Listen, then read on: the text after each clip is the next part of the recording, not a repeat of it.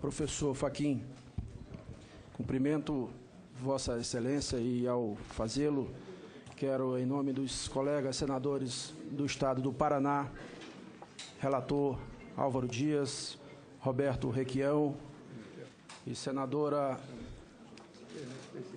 Gleisi Hoffmann, cumprimentar a todos os meus colegas senadores, membros dessa comissão ou não. Eu inicio apenas dizendo que Vossa Excelência deve estar, sim, muito orgulhoso de estar hoje participando dessa sessão, porque não apenas por ter sido indicado entre tantos brasileiros ilustres, com conhecimento jurídico,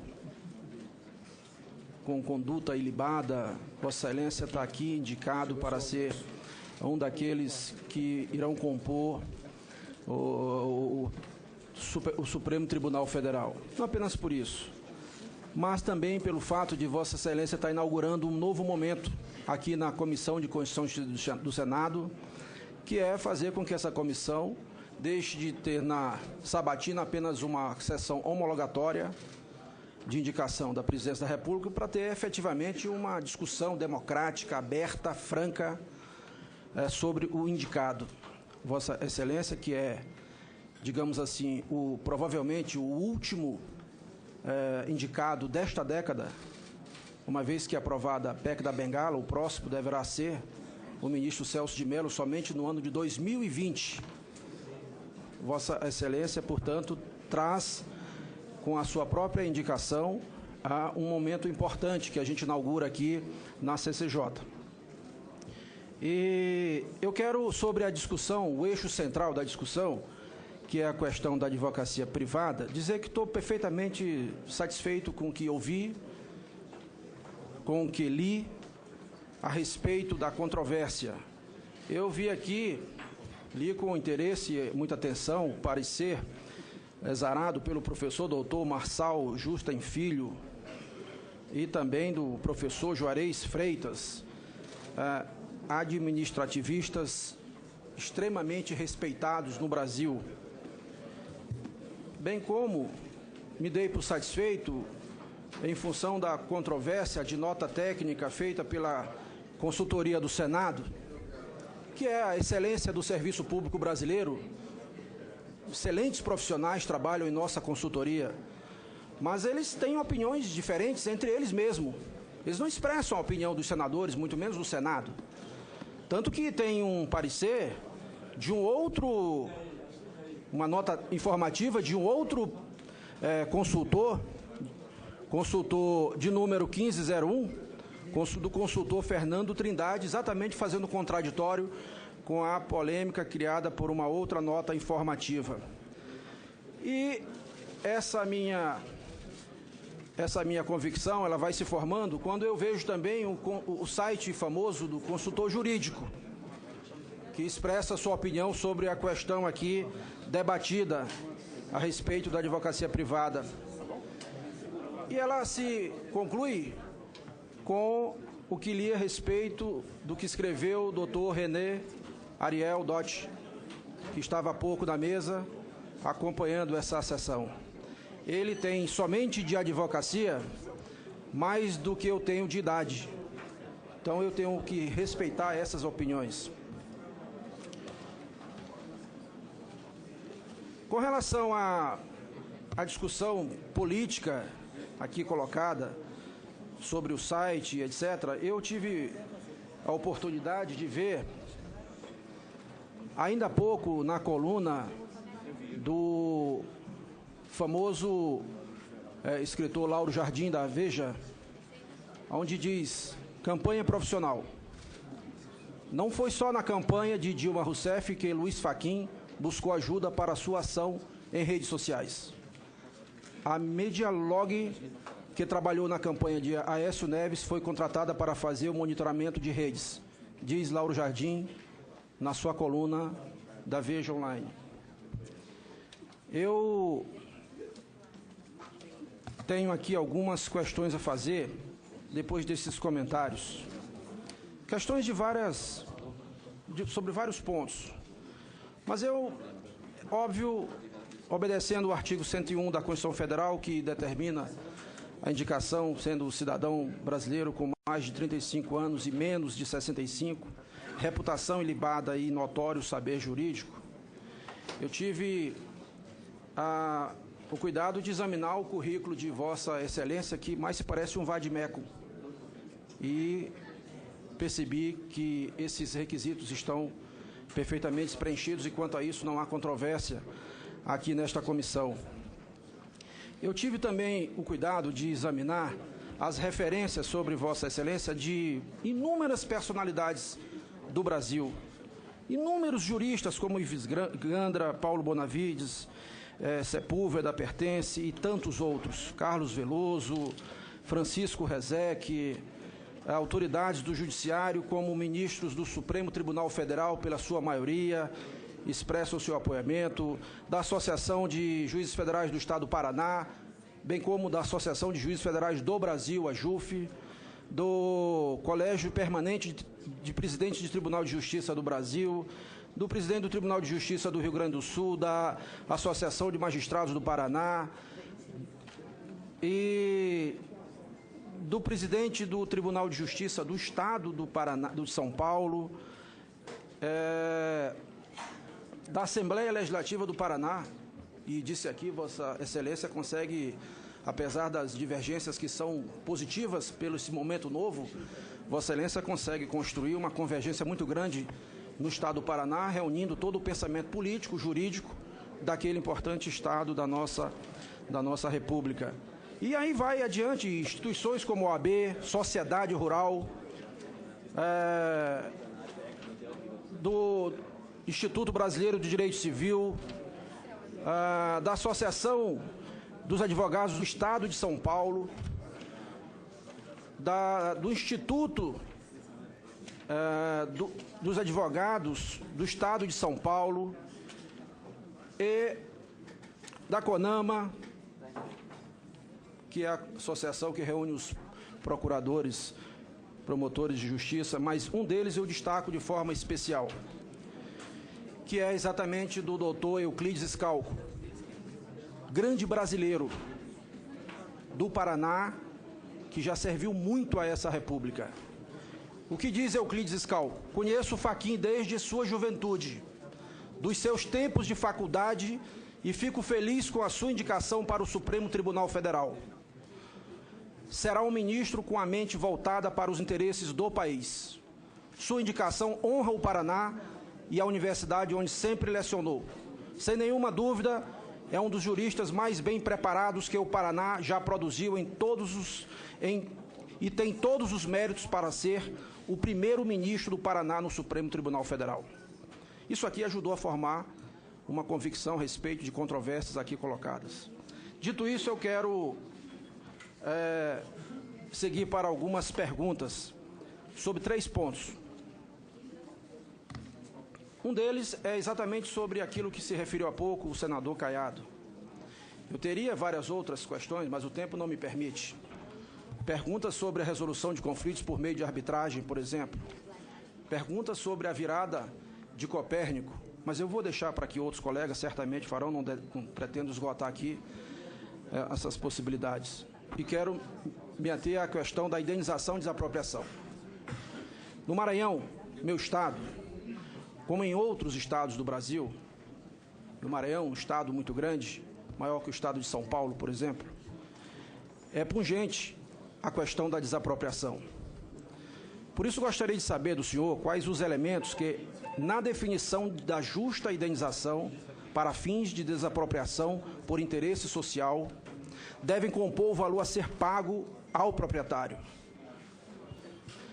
A segunda questão que falo sobre esse tema, ainda quanto ao meu Maranhão, cujo 78% do seu território está na chamada Amazônia Legal, outra questão a ser enfrentada nas desapropriações são as indenizações em áreas ambientalmente protegidas. Dito há pouco por Vossa Excelência, que eu faço questão que aqui não reste nenhuma dúvida. Por isso, pergunto novamente. Gostaria de saber do senhor se considera que a cobertura florestal seria indenizável neste caso. Terceiro, quanto aos parâmetros a serem adotados pelo INCRA, o órgão deveria seguir com o valor de mercado ou outro critério?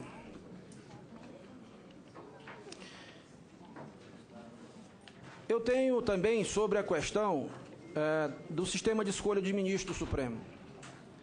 Cresceu muito no Brasil, nos últimos tempos, a crítica em relação ao atual sistema. O senhor mesmo escreveu artigo para o jornal Folha de São Paulo, o ano passado, em maio, no qual defende a forma de indicação para o Supremo Tribunal Federal. E critica propostas de, aspas, alterações rituais sem alterações de conteúdo. Nesse sentido, como o senhor avalia a PEC da Bengala, promulgada recentemente como emenda à Constituição número 88? E 2, quanto às demais propostas de emenda à Constituição que tramitam no Congresso Nacional, visando alterar esse sistema, das quais destaco especialmente as que estipulam mandato fixo para os membros do Tribunal Superior, como é o caso da PEC 342/2009, ainda em tramitação na Câmara, de autoria do ex-deputado e atual governador do meu estado, Flávio Dino, que propõe mandatos de 11 anos aos ministros do Supremo Tribunal Federal sem direito à renovação. E, por fim, fazer um questionamento mais de natureza administrativa em relação ao Supremo, senhor presidente. O Supremo Tribunal Federal, professor Fachin, se quiser zerar seu passivo processual em 1 ano, exigiria de cada ministro que estudasse, relatasse e votasse em torno de 8.000 processos, ou uma média de 22 por dia, incluindo sábados, domingos e feriados. Comparada à Suprema Corte Americana, que julga em torno de 100 casos por ano, é óbvio que nosso sistema é completamente disfuncional. Vossa Excelência, se chegar ao Supremo, lá permanecerá por longos 18 anos, aí já incluída a PEC da Bengala. Fique certo que, ao final do seu tempo no Supremo, terá para julgar processos que lá estarão tramitando ainda, que lá estão sendo julgados ainda hoje. A pergunta é, na opinião de Vossa Excelência, o que pode ser feito para dar maior racionalidade a esse sistema? Muito obrigado, senhor presidente. Senhor senador Roberto Rocha, que vem do grande Maranhão Grande, é de fato uma comunhão de alma saber que todos nós estamos aqui pensando no presente, mas especialmente no futuro. E é isso que me anima aos 57 anos de vida, já com certa perda da cobertura que vai sobre minha testa e revelando um pouquinho de cabelos brancos, mas estou muito animado, em primeiro lugar, por me submeter a este desafio. E agradeço muito as palavras de Vossa Excelência, os apoios que recebi espontaneamente, na verdade, por assim dizer, se destinam muito mais a nos irmanarmos num compromisso, num desafio, de respondermos que este país, que tem a dimensão metafórica do grande Estado que é de Vossa Excelência, tem também grandes desafios ainda para serem vencidos, especialmente na prestação jurisdicional. Nós já falamos muito de enunciação de direitos, falamos muito de efetivação de direitos. Chegou o momento agora de, inclusive na ambiência do Poder Judiciário, assumirmos o debate sobre os instrumentos necessários a termos uma prestação jurisdicional célere, eficiente, porque o Poder Judiciário precisa ser também eficiente, e que, evidentemente, vá ao encontro dos anseios da população. Eu acredito que daquela frase do acesso à justiça, estamos convivendo agora a justiça que precisa ir a quem dela de fato precisa. E não só justiça no sentido estrito de sentenças, acordos, mas também a justiça que é feita nos processos políticos de políticas públicas, que obviamente não dizem diretamente respeito ao Poder Judiciário. Portanto, eu agradeço as palavras de Vossa Excelência, agradeço todos os apoios que recebi, alguns dos juristas que subscreveram, presentes aqui estão. Também reverencio o nome do Dr. Euclides Girolamo Scalco, que tive a oportunidade de conhecer na minha juventude, quando ainda era estudante secundarista. E ele foi candidato a deputado estadual no estado do Paraná. E eu o conheci, de lá até hoje guardo uma admiração, e todas as vezes que eventualmente sou perguntado sobre políticos exemplares no Brasil, ele certamente está nesta lista e num lugar de muito destaque.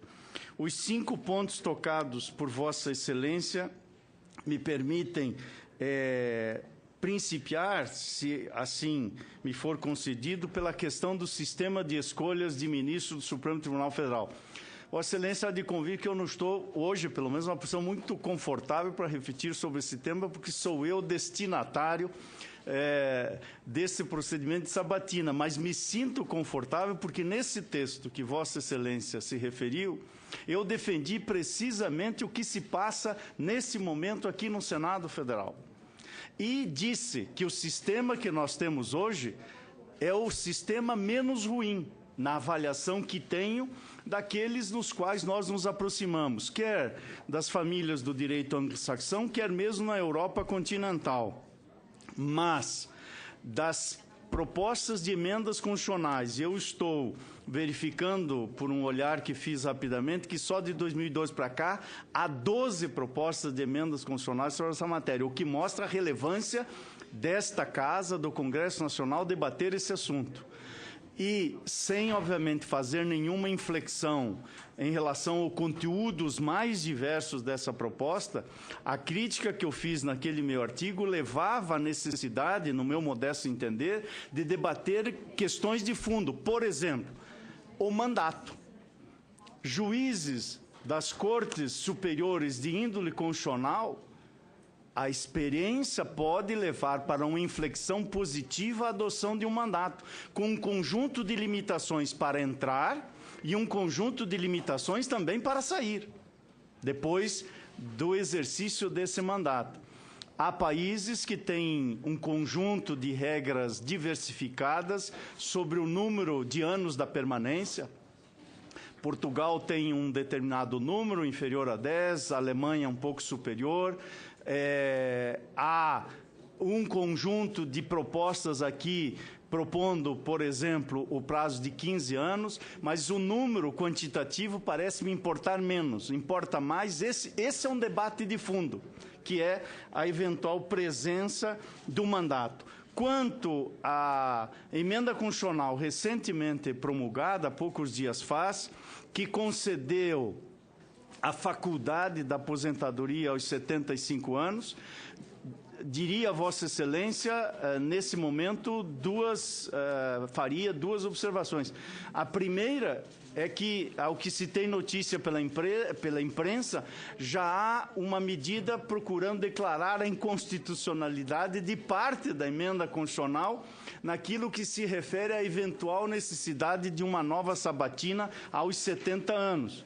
Ou seja, suscitando aí um embate que vai se fazer para verificar se a emenda tem ou não congruência com o próprio artigo da Constituição ao qual ela se destinou. Portanto, essa é uma primeira observação. De algum modo, com perdão do neologismo, já se judicializou esse debate e isto, de algum modo, o Supremo Tribunal Federal terá que enfrentar.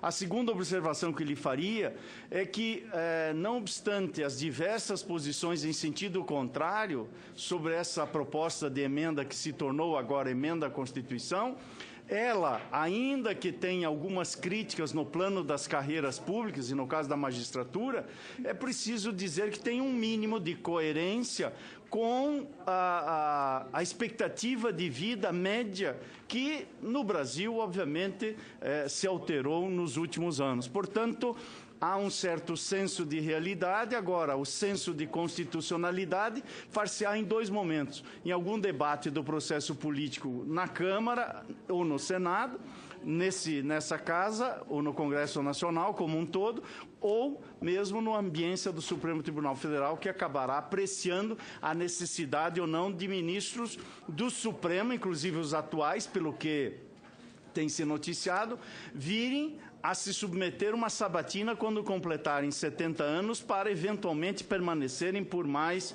5 anos no exercício da função. E eu já li percepções das mais diversas, dizendo que o texto não tem uma imposição clara e objetiva, o que vai suscitar a necessidade de uma adequada interpretação. Quanto ao tema da justa indenização, me permito dizer, direto e objetivamente a Vossa Excelência, consoante trabalhos mais recentes que escrevi, meditando sobre essa matéria à luz do texto constitucional, que entendo que, além do valor da terra nua e das benfeitorias, que, aliás, benfeitorias essas que precisam ser adequadamente apuradas, para que a indenização seja justa no verdadeiro sentido da palavra, e a questão atinente à cobertura florestal, não tenho dúvida de que este ativo ambiental precisa ser levado em conta, o que está conectado com o que o senhor se refere às áreas ambientalmente protegidas. Aqui nós temos um problema e, ao mesmo tempo, uma solução. Aliás, vivenciamos isso em alguns momentos na chamada Serra do Mar do Estado do Paraná. Quando há um esvaziamento do conteúdo econômico da propriedade por um conjunto de limitações, ainda mesmo que não se faça a desapropriação, indiretamente eu estou desapropriando o titular daquele bem. Ou seja, o esvaziamento do conteúdo econômico é sim indenizável.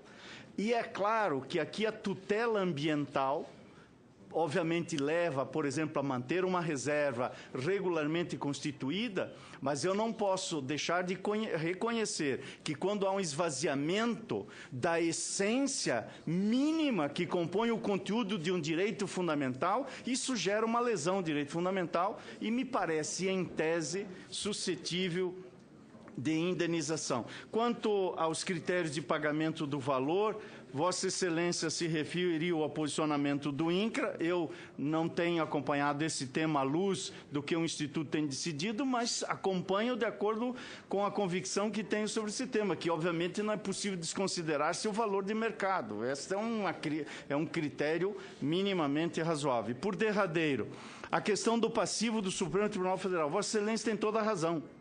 Eu não tenho os dados atualizados no dia de hoje, mas do 1º de janeiro até hoje foram protocolados e distribuídos no Supremo aproximadamente 30 mil processos judiciais em sentido amplo, em medidas, petições, recursos, etc. Nós temos que convir que, para que esta roda jurisdicional gire, é fundamental que nós reflitamos sobre o que fazer. Alguns mecanismos importantes já foram adotados. Eu sou um defensor da súmula vinculante nesta medida. Claro que ela tem prós e contras, mas, de um modo geral, tenho para mim que é um benefício à prestação jurisdicional estável e segura. Entendo que a repercussão geral é um instituto importantíssimo que pode contribuir precisamente para dar estabilização da jurisprudência e orientar as cortes inferiores e os tribunais. Sabemos, todavia, que há, claro, um debate sobre o próprio critério de como reconhecer a repercussão geral no ambiente do Supremo Tribunal Federal. Há já cerca de 150 procedimentos dessa matéria, mas há outros tantos 600 temas indicados de repercussão geral que estão aguardando ou estão pautados para serem apreciados no Supremo. Ou seja, é um volume de trabalho hercúleo e, além disso, com alguma incompatibilidade com a disponibilidade que se tem para apreciar essa matéria. qual é o caminho que pode se apresentar? Primeiro, colocar esses números sobre a mesa, verificar a tendência de abstrativização do julgamento dos recursos extraordinários, se esse é ou não um mecanismo, e outros mecanismos que podem ser pensados, não só para tornar a Corte Suprema uma Corte Constitucional, mas para valorizar os juízes de primeiro grau e os juízes estaduais e os colegiados dos estados. Senhor presidente, eu não quero mais tomar muito tempo. Eu procurei seguir aí o meu tempo de forma objetiva e me dou por satisfeito com as respostas. Eu só quero fazer um breve comentário. Com relação à aprovação do novo Código de Processo Civil, Vossa Excelência sabe que vai, então, demandar muito mais processo no Supremo Tribunal Federal. Essa é uma consequência da aprovação do novo Código de Processo Civil. Então, o que é ruim vai ficar pior. E é óbvio que a gente fala de uma questão administrativa lá no Supremo, aqui também nós temos que buscar melhorar o nosso processo, inclusive dessa comissão, senhor presidente. Eu, apenas para poder dar alguns números para Vossa Excelência, professor Fachin, o Maranhão tem em áreas protegidas, o Maranhão é um estado produtor, um estado, como disse, maior que o estado de São Paulo. Somente em áreas protegidas, no que se refere a APPs, reserva legal, reserva indígena e unidades de conservação, o Maranhão tem um Ceará, do senador Pimentel, um Rio Grande do Norte e um Sergipe, do meu companheiro Valadares, que está aqui ao meu lado, juntos. Ou seja, tem uma área maior do que o estado do Paraná, de Vossa Excelência, e de tantos que estão aqui hoje. É óbvio que um dia o Brasil vai ter que parar para pagar por serviços ambientais, porque não é justo que se trave o desenvolvimento de um estado, e eu quero deixar claro que naquilo que se refere à reserva indígena, a APP, unidades de conservação, elas são cláusulas pétreas, para mim, absolutamente intocáveis. O Maranhão faz parte, como disse, 78% do seu território da Amazônia Legal. Mesmo a capital, São Luís do Maranhão, que é uma ilha oceânica, faz parte da Amazônia Legal. Por um critério feito lá dos anos 40 para 50, em que o objetivo era muito mais econômico do que ambiental naquele momento. O fato é que existe isso hoje e a gente precisa, em algum momento, discutir isso. Deixo aqui, mais uma vez, consignado meus cumprimentos e meus parabéns a Vossa Excelência pela apresentação.